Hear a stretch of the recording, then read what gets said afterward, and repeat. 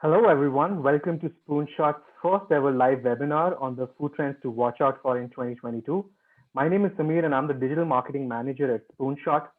I'm very happy to share with you all that we had a little over 200 signups for the event from over 20 countries, from Brazil to Japan to Canada. And we're going to kick off in just a minute. Before I bring in the presenters for today, I would like to take a moment to thank all of you who have taken the time to be with us here.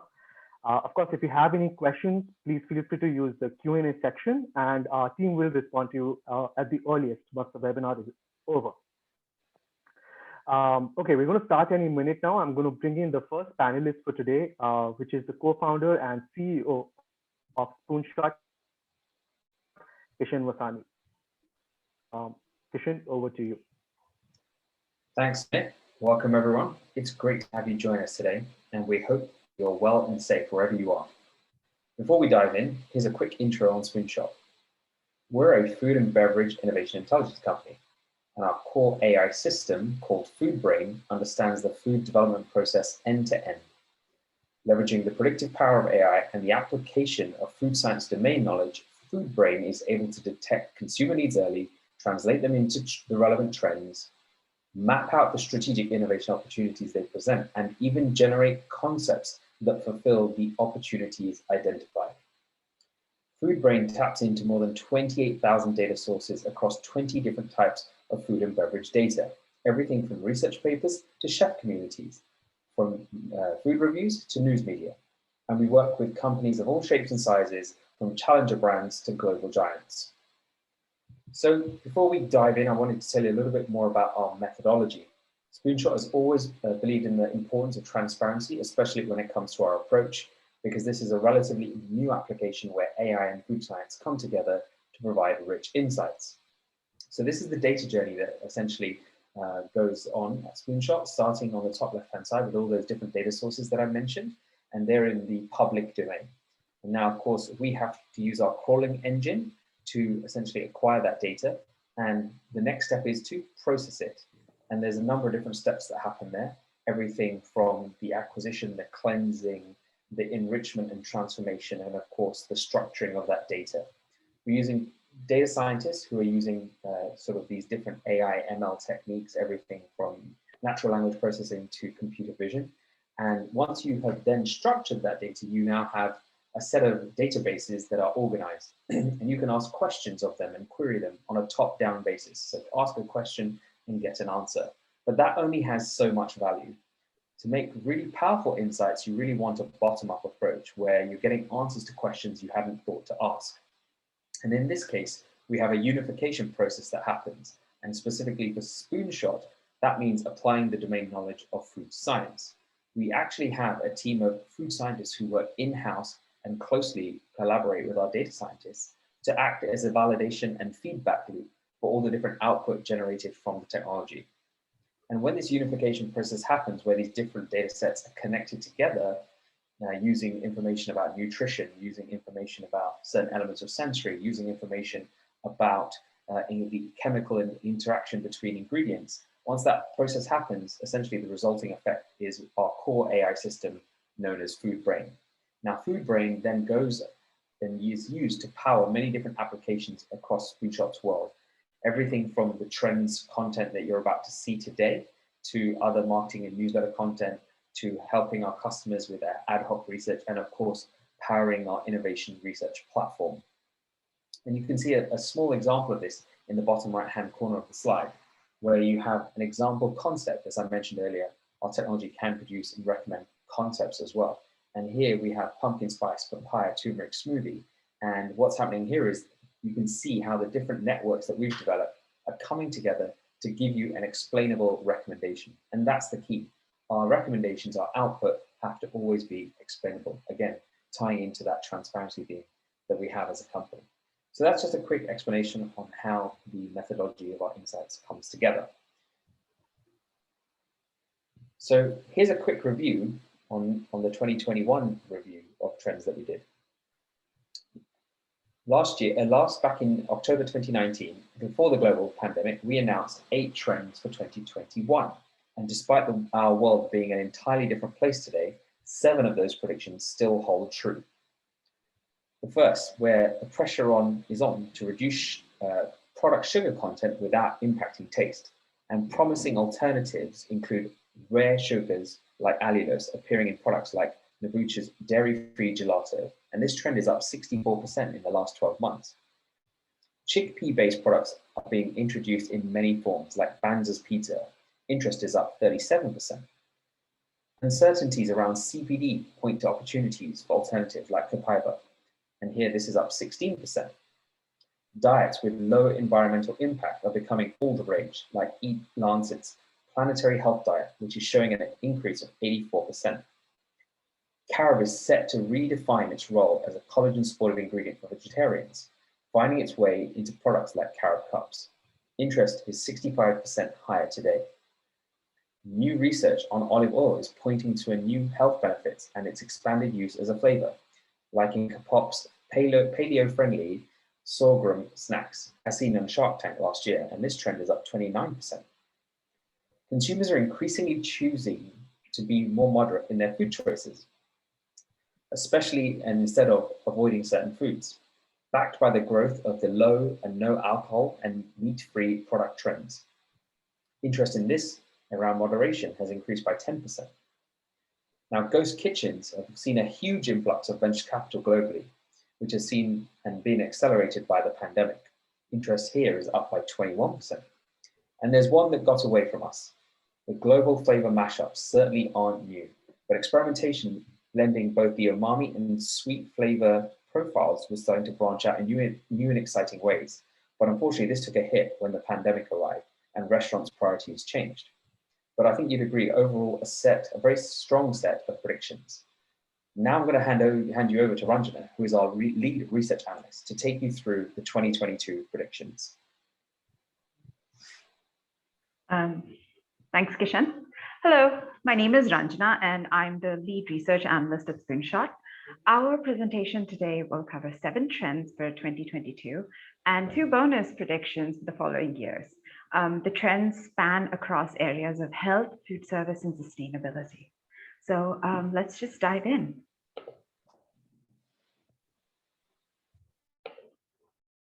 Our first trend looks at the potential of ingredient pairs that offer more together than on their own. So when COVID hit last year, initial studies found that people with greater immunity were less likely to suffer the more severe impacts of the virus. Everyone started to stock up on vitamin C, which as a supplement is often combined with zinc, since the two offer greater protection to the immune system together than either do alone. Soon enough, immunity claims became the fastest growing claim in food and drink. And this combination of vitamin C and zinc together got quite the boost. In fact, business interest in this combo skyrocketed by over 800% just last year. I'm going to take a moment here to explain what these trend lines mean. We track the occurrence of a particular topic over time based on articles and blogs published in the media. In this case, the topic was the occurrence of vitamin C and zinc together. We also bifurcate this occurrence based on consumer media, which covers consumer and influencer articles and blogs, versus business media, which covers industry articles and blogs.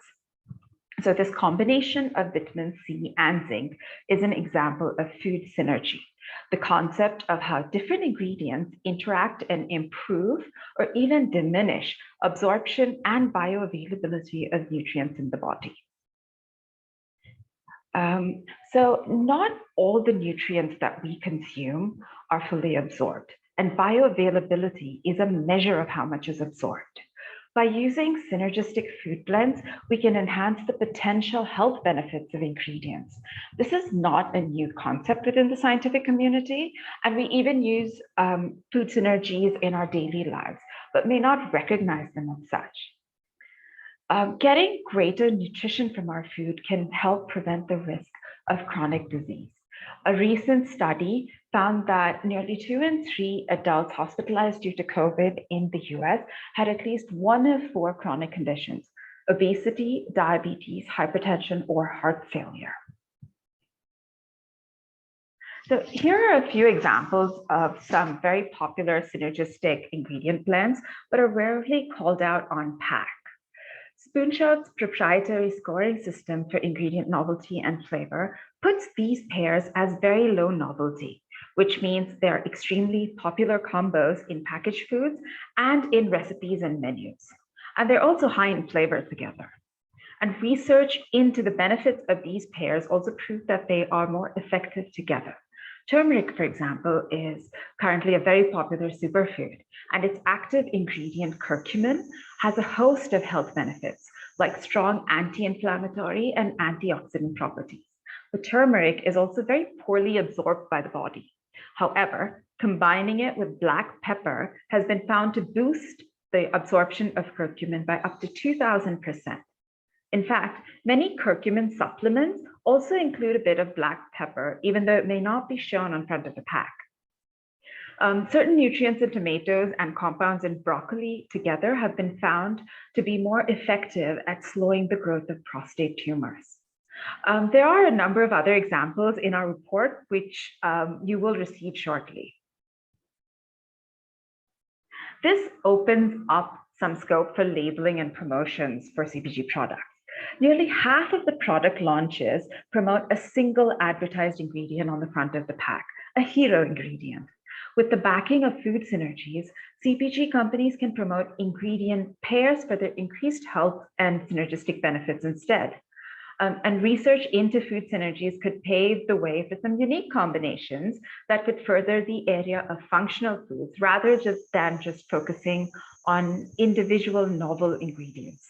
Of course, while there are positive food synergies, it's also important to remember that there are negative ones. For example, tomatoes and starchy foods do not go together as the acid and starch can impede digestion. We're talking about this now because consumers are increasingly focusing on self-care, consciously doing certain activities to promote their own physical, mental, and emotional well-being.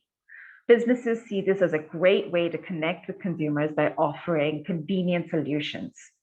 And synergistic food blends can become one of these solutions, especially as more people embrace specific food habits and diets that are part of their health journey. Ingredient synergies, for example, may offer ways to improve the nutritional profile of meat-free alternatives. Consumers have also been turning to the concept of food as medicine to reduce their dependence on pharmaceuticals. Growing healthcare costs and issues regarding access to healthcare are just some of the reasons why people are becoming more interested in food as medicine. In the last year, consumer references to food as medicine saw a bit of a dip as food became more of a source of comfort, but I would argue that that too is a form of self-care for emotional well-being. So what are the implications? Food synergies can help with better engagement with consumers as consumers take greater control of their health. We also expect to see a shift from the single hero ingredient callouts to dynamic duos of ingredients. Our next trend revolves around how gut health could be the key to respiratory health as well. One of the most enduring health issues in recent times is gut health and maintaining a healthy gut microbiome. Over the last 5 years, interest in gut health in consumer media has more than doubled, while interest in business media has more than tripled. Not only that, on social media, gut health is among the top 5 health-related issues that consumers talk about. There is a growing body of evidence showing the far-reaching effects of the gut microbiome in terms of overall health. Gut microbes regulate our immune system, and changes in factors like diet or medication can cause inflammation not only in the gut, but also in further off organs. One link that many of you may be familiar with is the gut-brain axis, which has become quite popular because of growing interest in cognitive health. The gut-brain axis is a complex bidirectional relationship that connects the gastrointestinal function to the cognitive and emotional centers of the brain. A healthy gut basically can contribute to better cognitive and mental health. It's why what you eat can sometimes impact your mood. More recently, there has been research showing that a similar relationship exists between the gut and the lungs, the so-called gut-lung axis. When gut bacteria break down dietary fiber, they produce certain metabolites that enter circulation and act as signaling molecules in the lung, reducing inflammation and boosting immunity. Interestingly, consumers are starting to recognize this connection too. We've seen consumer conversations on social media that actually talk about how gut issues also cause respiratory issues for them, like asthma. In fact, our analysis even shows that respiratory health is starting to emerge as an important issue for consumers. It's still quite a small share of overall health topics, but this will only grow as these new connections become more evident. And tackling respiratory issues may actually have a simple solution now. A recently published study of clinical trials looking into the gut-lung axis found that a combination of 5 probiotic strains reduced symptoms of respiratory tract infections by over 27%. And this was found to be even more effective among people over the age of 45, particularly those who were obese or overweight. This idea also seems to have some acceptance from consumers. We found that on social media, consumers associate a fairly wide range of health benefits with probiotics. Gut health is obviously the top health benefit, but a small share of consumers were seeing probiotics as useful in dealing with inflammation, reducing the risk of viral infection, and boosting immunity. These issues are closely linked to lung health and could very well appeal to consumers who are at greater risk of suffering respiratory ailments and allergies. So we're talking about this now because COVID is primarily a respiratory illness and has raised a lot of concerns over lung health in the public discourse. Many patients have actually had a tough time dealing with lung damage caused by the virus. And even before the pandemic, respiratory illnesses were among the leading causes of mortality globally, but it was mostly an issue if people had a personal connection to it. The pandemic has changed this to an extent. And if probiotics can help with the journey back to lung health, it has potential as a therapy for people with all kinds of respiratory illnesses, from asthma to allergy. So as research points to the expanded benefits of gut health, probiotics and prebiotics will likely open up into new opportunity areas like lung health. And since these are relatively easy ingredients to deal with, it can be made easily accessible in various formats and formulations. So now we move on to our next trend, which is an intersection of health and food service. We explore here the opportunities to cater to those who have been suffering from issues with smell and taste post-COVID. So smell and taste dysfunction became one of the most common symptoms of COVID-19, and up to 80% of patients have reported either a loss of or a distortion of smell and taste. And references to terms like anosmia and aglasia, the loss of smell and taste respectively, went up by more than 5 times last year. Prior to this, they were not very well known or well recognized conditions, and there are still very few effective treatments available. So for many, getting back these senses after COVID has been long and arduous, and the recovery has been very different for people as well. For some, the senses came back in a few weeks. For others, it took months. And for others, it just didn't happen. In fact, it's estimated that globally, 10% have not gotten back these senses at all, even after fully recovering. Others also experienced parosmia, or smell distortion, where everything can smell unpleasant or rotten. This also can affect taste since the two senses are closely linked. Many have reported being unable to handle the smell and taste of common foods like meat and coffee, eggs, garlic, chocolate, and so on. But these issues with smell and taste can actually have a pretty profound impact on our lives. And as more people reported them, solutions have started to appear. So studies now show that smell training, repeated exposure to smells short-term can benefit people suffering from anosmia or parosmia. Patients are encouraged to pick up familiar and pleasant scents and expose themselves to these regularly. You can even buy training kits to help with this, and 4 types of smells are recommended: flowery, fruity, spicy, and resinous. There's even a cookbook now. Life Kitchen, a nonprofit based in the UK, has launched a cookbook to help people recovering from COVID to enjoy their food again. The authors highlight that the recipes focus on different aspects of food that can help extend the time food is in the mouth.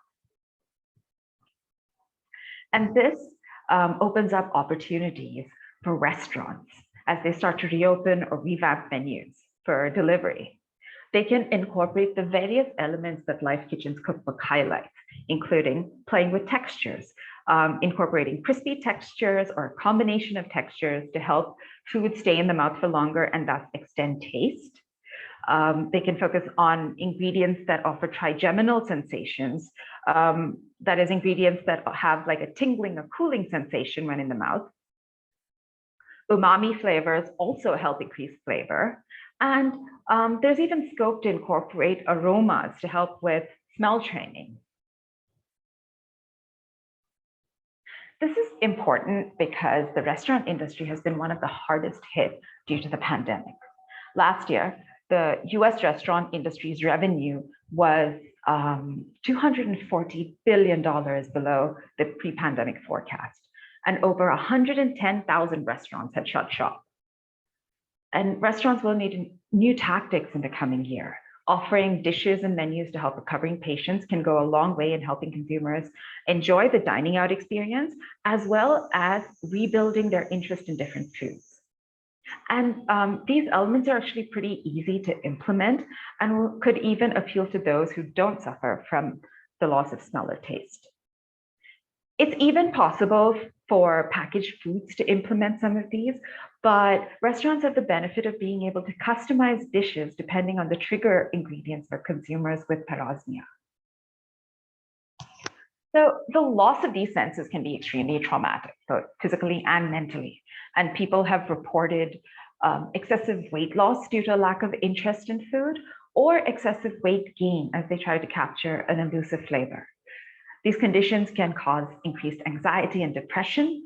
Chemosensory scientists say that the loss of the ability to smell or taste can increase negative emotions because of lower serotonin flowing to the brain. Serotonin is the key hormone responsible for stabilizing our mood and feelings of happiness or well-being. And it's released when we do something we enjoy, like eating a favorite dish. So over the last few years, concerns over mental health have been steadily on the rise. And restaurants can go a long way in addressing some of these. Just to sum this trend up, offering solutions to people suffering from taste and smell issues is an area of potential for restaurants in the coming year.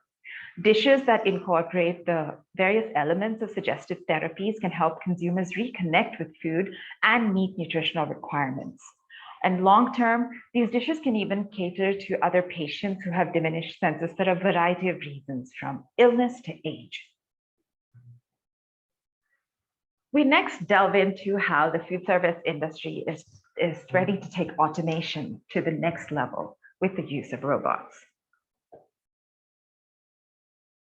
So as restaurants start to reopen now for on-premise dining, the food service is struggling with labor shortages, among many other things.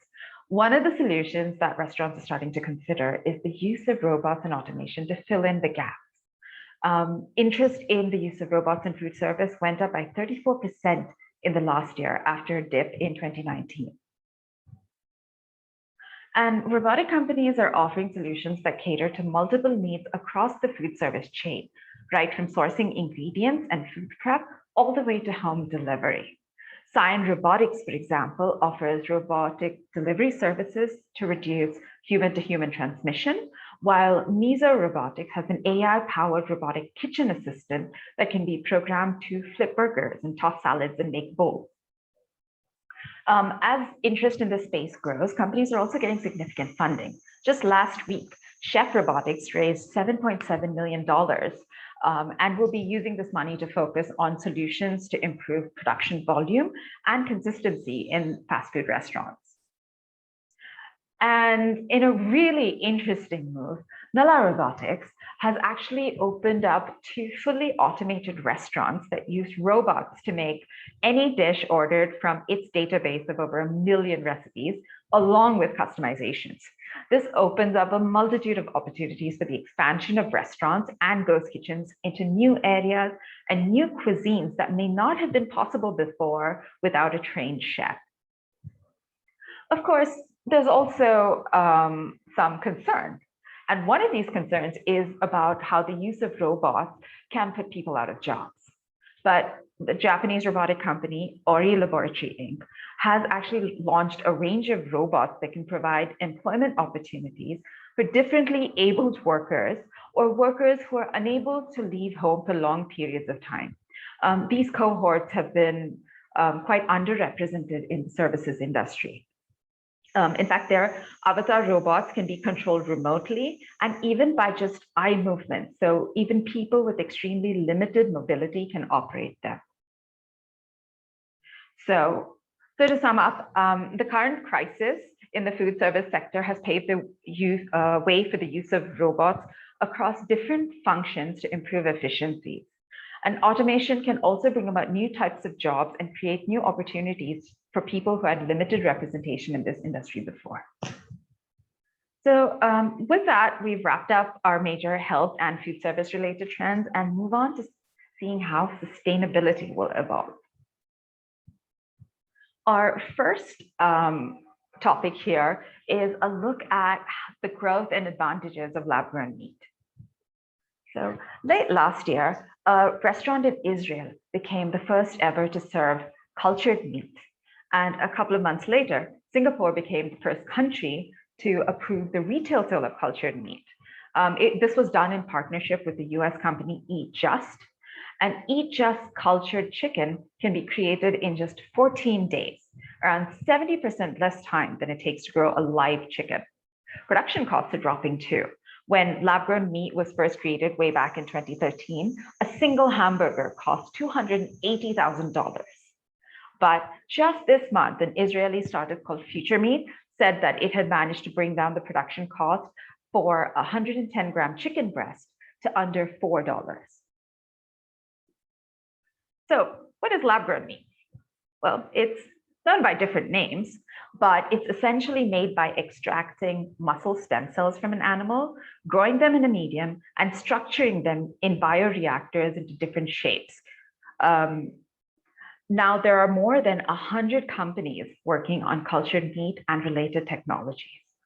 And microbial fermentation, which is carried out in these bioreactors, has been extremely effective in terms of scaling up production and expanding the technique to a range of different foods, including animal products like dairy and collagen, as well as animal-free products like meat alternatives. Lab-grown meat is also has also proven to be quite a hit with investors, and they see significant opportunity here. Big names like Bill Gates and Richard Branson, and even meat majors like Tyson have thrown their weight behind these products. But consumers, for consumers, it may be a little bit ahead of its time. Interest in lab-grown food in business media grew by 64% over the last year, but consumer interest actually declined by 35%. But there are ways to make these products more appealing to consumers. Lab-grown food can offer clean label protein alternatives, something that plant-based alternatives do get called out for not having. They can also promote their cruelty-free credentials. And the science behind lab-grown food will also make it possible for companies to bring in a whole new era of customization, such as tailoring the amount of caffeine in coffee or the fat content of red meat. Another option, of course, is to incorporate these lab-grown ingredients into popular indulgence foods. For example, companies like Perfect Day make dairy products by genetically modifying microflora, like yeast, to produce milk proteins like casein and whey. These proteins are then combined with plant fats, water, vitamins, and minerals to make a lactose-free product that has the same taste, texture, and nutrition of milk. And this animal-free milk can be used to make other products like ice cream. In fact, quite a few companies have already incorporated Perfect Day's ingredients into their ice creams. Oh, and it also carries a vegan claim. Now, growing food in a lab can also ease the pressure on foods that are facing an existential crisis. Coffee, for example, is one of the most popular beverages in the world, but it is produced only in a handful of countries. And over the last few decades, the crop has become quite unpredictable. Brazil, which is the world's largest coffee producer, is expected to have lower than expected yields this year because of poor weather. In addition, there are other issues like a shipping container shortage that has hit global trade quite hard. So there is a strong case to look for other more sustainable solutions. And Atomo Molecular Coffee has actually been working on developing a lab-based beanless coffee since 2019. The company's route is to break down coffee, isolate the various molecular compounds, replicate them, and then re-engineer a product that smells and tastes like coffee. So this is all happening now because concerns about man-made climate change and its impact on food production have significantly intensified. Even though there have been other worries during the pandemic, and this has dampened consumer interest in 2020, they're definitely worried. So annual surveys conducted by the World Economic Forum found that over the last decade, the top global risk factors as perceived by people have moved from an even spread of economic, societal, and technological to almost entirely environmental risks.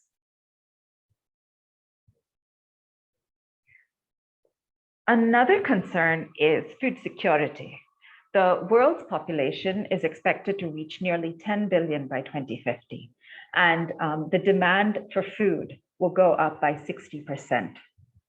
This is going to put our entire food ecosystem under tremendous pressure. Lab-made food is actually an efficient way of producing food quickly without putting as much pressure on resources like land or water. Plus, it can even help countries that depend heavily on imports for their food to work on an internal supply chain. So to summarize, lab-grown food offers solutions for clean label and cruelty-free foods, while also addressing concerns about the impact of traditional food production on climate change and food insecurity. Our next trend will look at how grains are going to be the next growth area for plant-based milks. At this point, plant-based milks are no longer novel, but the search continues for the next big ingredient for this space, and it's likely to come from grains. And oat milk has already set the stage for this.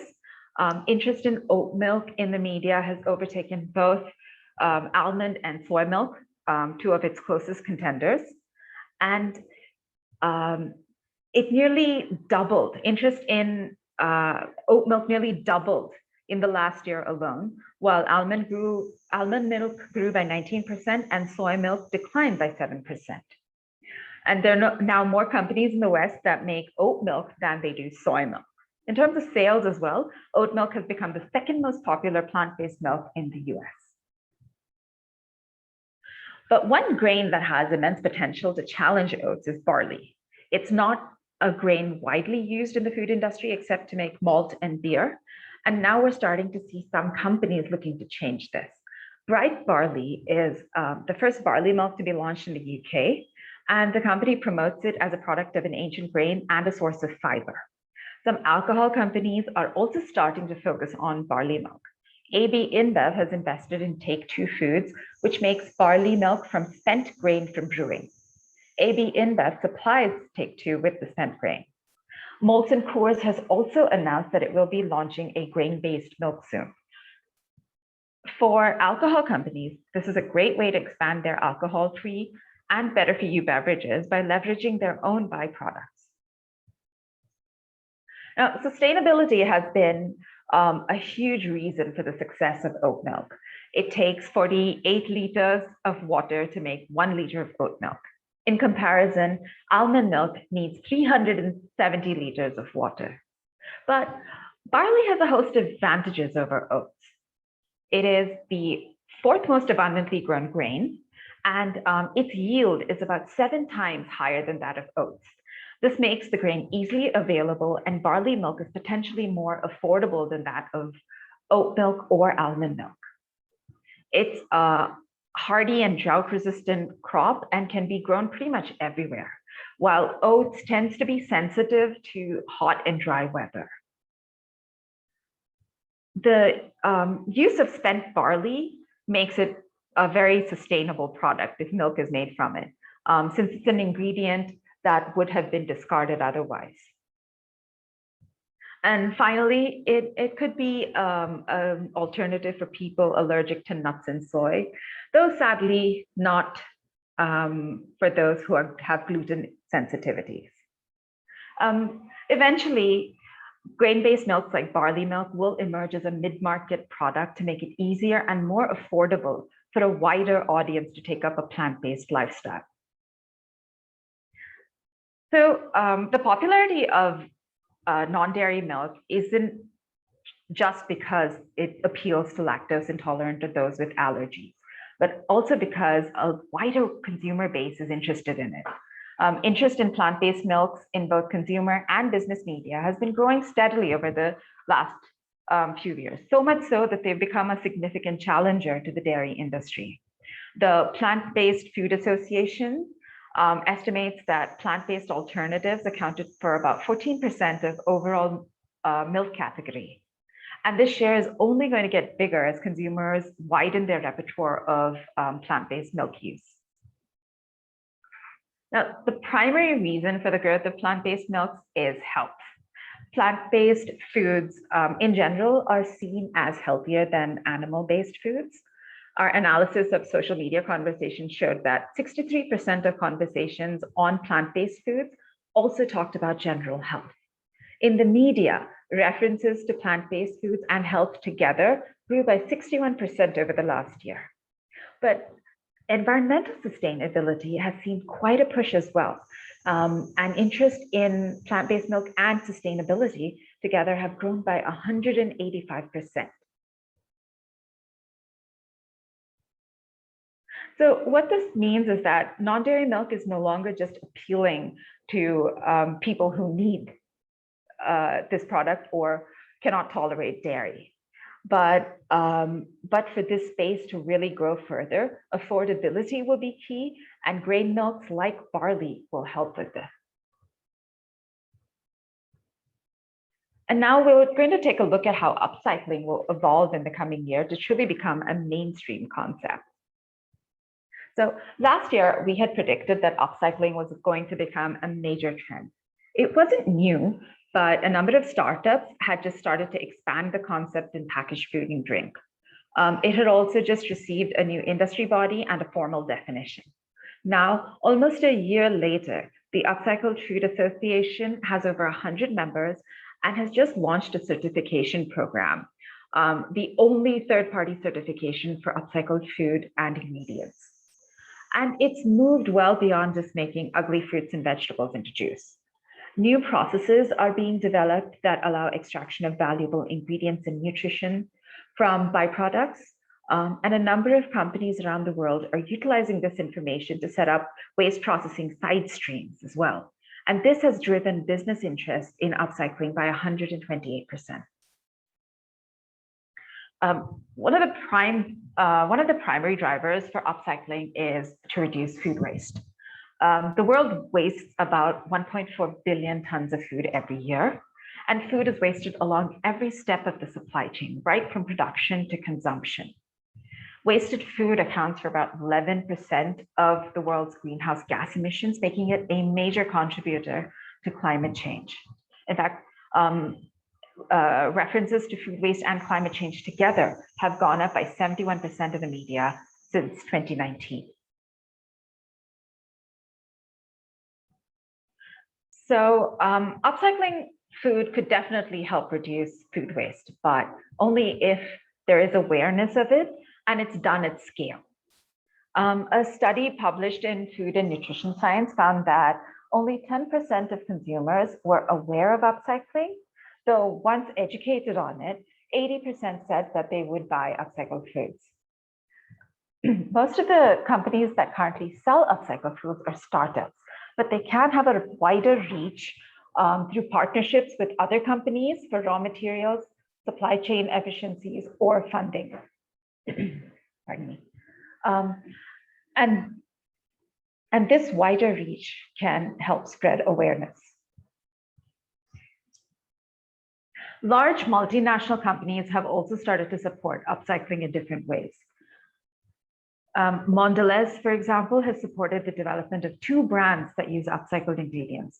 Cacao, which uses parts of the cacao fruit, which would otherwise be considered a waste byproduct of cocoa production. And Dirt Kitchen Snacks makes vegetable snacks from bruised or overripe produce. Nestle has kept things in-house. They launched a chocolate bar that uses cocoa fruit pulp as a sugar alternative. And in Australia, they launched a range of caffeinated drinks made from coffee cherry or cascara, a byproduct of coffee harvesting. Chocolate major Barry Callebaut has been working on a process to extract vanilla from hazelnut shells as well. There has been a growing shortage of vanilla globally. And we talked about what's happening in the food industry, but scaling up upcycling can also involve non-food sectors. Biotech company Metero makes t-shirts from waste or spoiled milk by extracting certain protein molecules and spinning them into yarn. Wren's Original offers sneakers made from yarn derived from used coffee grounds and recycled polyester. There's also significant potential for upcycled food ingredients in the beauty and personal care space, as well as in renewable energy. A new study has found specialized bacteria that can convert organic waste, like food waste, into high-value fuels and chemicals. So for upcycling to truly have a positive impact on the environment, it needs to scale up with a secure infrastructure and sustainable supply chain. Part of this will involve collaborations between startups, larger companies, and ancillaries. These can also help educate consumers on upcycled goods, which in turn will drive growth in the sector. So in addition to these 7 trends, we also have a few predictions for 2023 and beyond. The first is regarding the growth of a new class of functional ingredients called postbiotics. This is a byproduct of fermentation in the gut when probiotics feed on prebiotics. Postbiotics can also be found naturally in some foods that contain probiotics, like kimchi, kefir, and sourdough bread.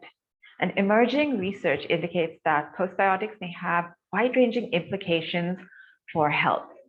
Interest in postbiotics has gone up by nearly 5 times over the last year.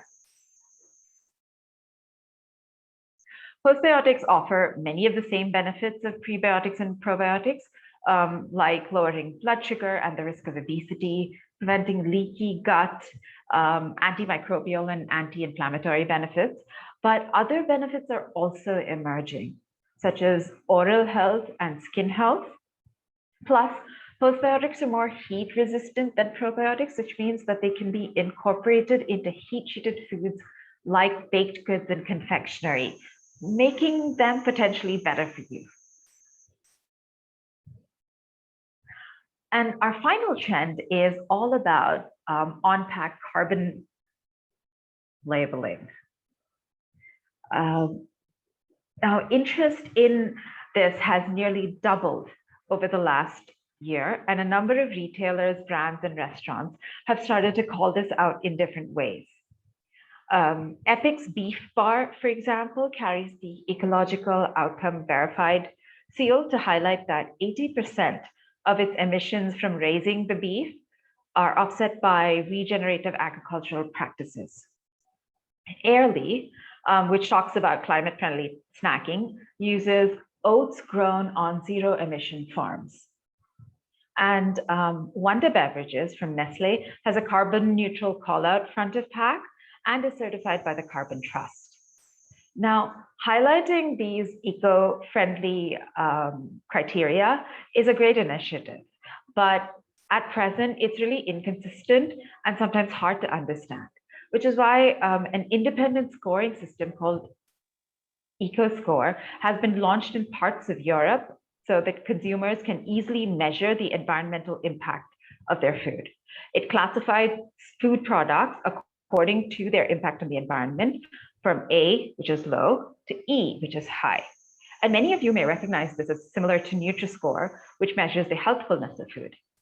And the idea behind this is to encourage people to choose foods that have a lower impact on the environment and climate, and thus promote more conscious purchasing when it comes to food and drink.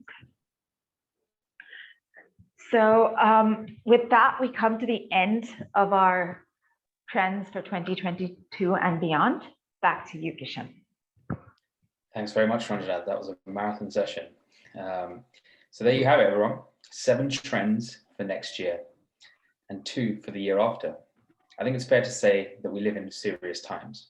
The pandemic, climate change, food waste, geopolitical instability, our predictions definitely reflect this wider landscape. There are clear themes, but these are unsurprising, of course, with health and sustainability featuring highly. So where do we go from here? What's next? Well, we hope you found today's presentation to be highly insightful. And of course, you're going to receive the full 2022 trends report via email in the next 24 hours. But you may have questions about this presentation, and you may have specific innovation challenges that you need support with. And there are a number of things that you can do with Spoonshot that can help you out. The first is, why not download and digest more of our research by going to spoonshot.com/whitepapers, where we cover a range of emerging and important topics like plant-based seafood and sugar reduction. And you can also dive deep into our data and insights by subscribing to the Spoonshot platform. It takes just 60 seconds to get started, and you don't need to share any of your data with us. And we even have a free plan for you to get a feel for things. And of course, feel free to reach out to us. We'd love to have a conversation with you. You can reach us on hello@spoonshot.com. Really want to thank you again for joining us today. Stay safe and have a great day.